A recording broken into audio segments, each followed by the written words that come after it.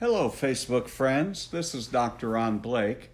I'm still on vacation. My wife is out shopping, so I've been doing some video and podcasting. But yes, that's what I do on vacation. But I'd like to give you a little list that I've come up with about 10 items that can help you live the life you want to live today, but also get yourself prepared for tomorrow, for your tomorrows. Let's start with them. Let's start with the first one. The first one is do the right thing.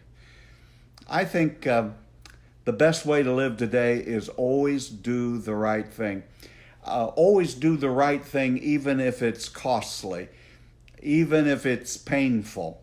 The Bible even says that, keep your word even when it hurts. And the best way to live a productive life today and a purposeful life today and to create a better tomorrow is, number one, always do the right thing. The second thing that I would say that I think helps you to live the life you need to live today and to get yourself prepared for the tomorrows is to love unconditionally. Now, it's easy to love those that love us. It's easy to love those who like us. It's mostly easy to love your family and your friends because for most of us, if we love people, there is something in it for us, even if it's nothing more than emotional attachment. The real test of your faith, the real test of what you believe is when you love people when there's nothing in it for you and you love unconditionally. Jesus said in the Sermon on the Mount that if you love those that love you, how much is that? That's just like what the pagans do. But for believers, we're even to love those who don't love us, who despise us, who hate us, and that we are to pray for them. So how does this help me to live my best life today and to get prepared for whatever my tomorrows may hold for me is? I must always make sure that I'm doing the right thing. And the second is that I'm loving everyone I meet unconditionally with this idea. I'm going to love because it is the nature of a believer who has the Holy Spirit within them to love everyone they come in contact with. And I'm going to love people unconditionally, meaning it doesn't matter if there's anything in for me. I don't care if there's anything in it for me. I'm going to love because that is what we are supposed to be doing. That's the best way to live today. And I know of nothing that will help us be more prepared for whatever our tomorrows are than if we love others unconditionally. The next one is a phrase that I've heard from several. One person I recently heard it from is the author Hal Elrod, and that is to expect the best and accept the rest. We have this idea. I meet so many people who go through life just waiting for the other shoe to fall, waiting for somebody to let them down, waiting for someone to disappoint them, and sure enough, it always happens. What would happen today that if we took another tack, and the tack being, I'm going to expect the best out of my kids, the best out of my spouse, the best out of my boss, the best out of my pastor.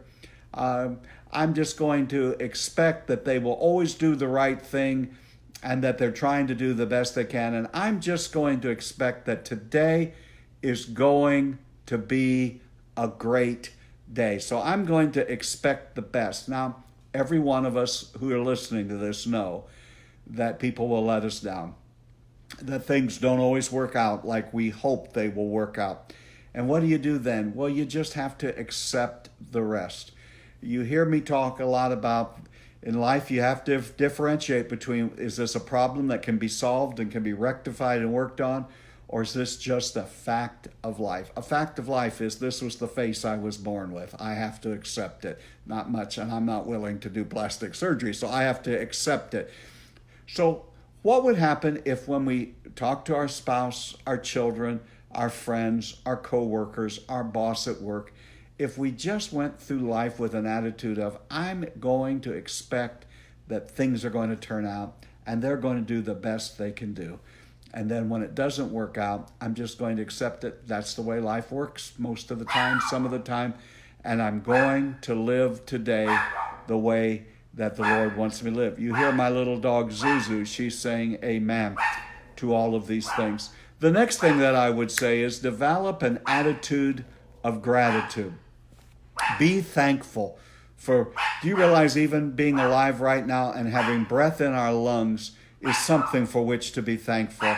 Let's thank the Lord for all of his goodness in our lives and all of the great things that he is doing.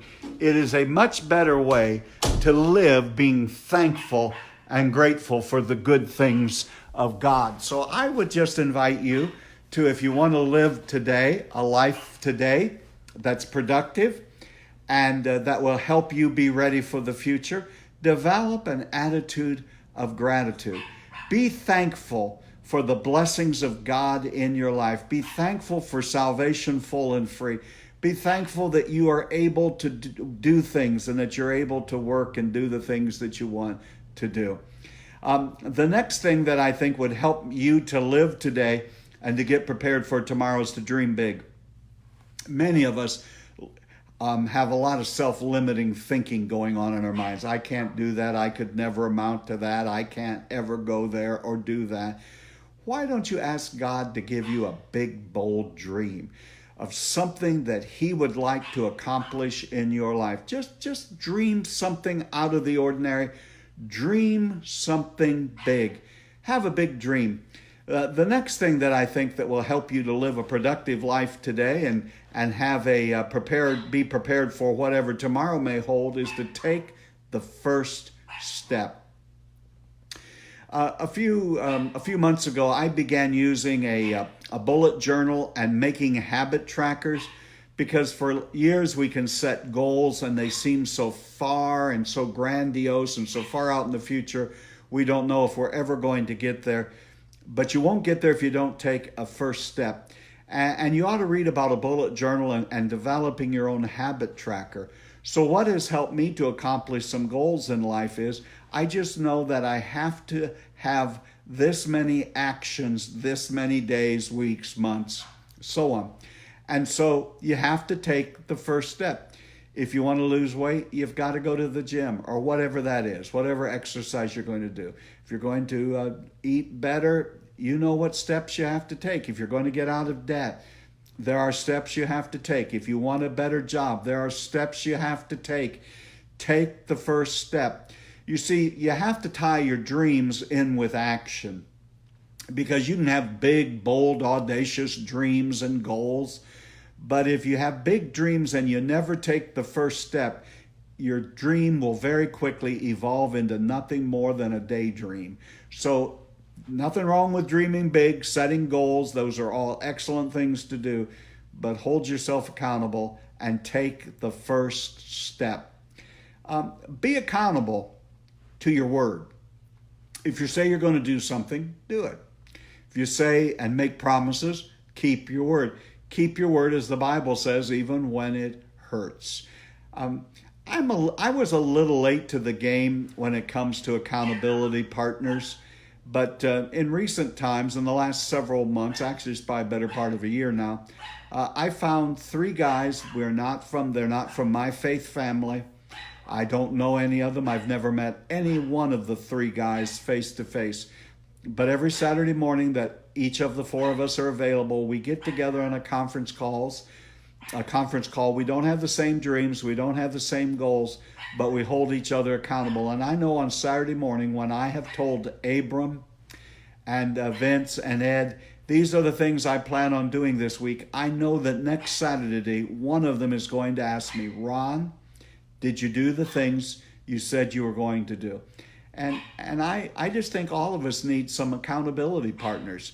You may not need 3 like I have, but find somebody that will hold you accountable and be held accountable to your word.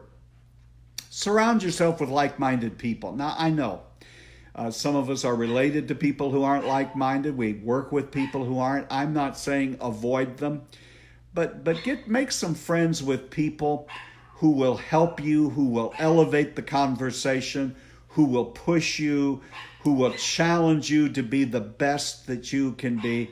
And someone's who will ask you the hard questions. Are you going places you shouldn't be going? Are you looking at things you ought not be looking at?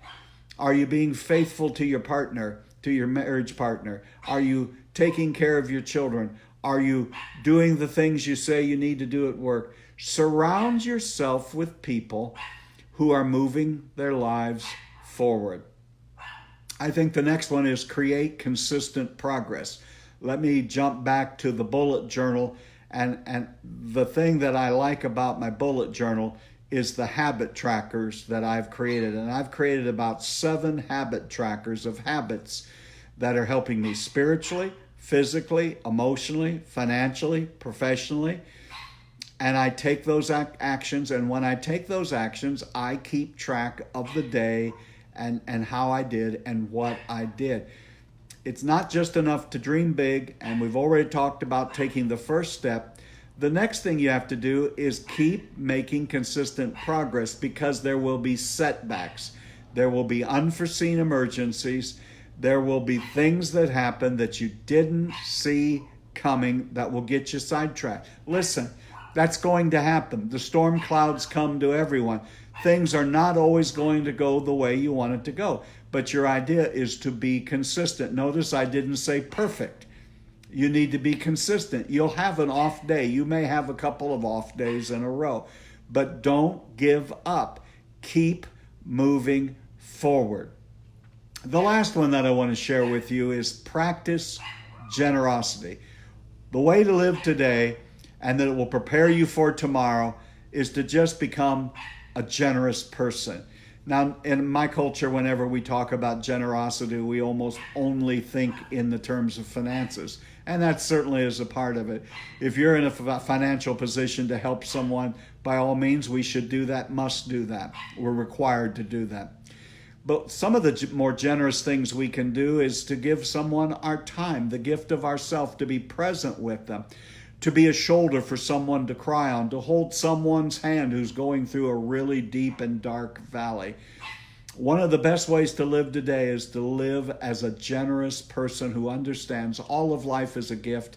God has been generous with me. I want to go out through life being a generous person.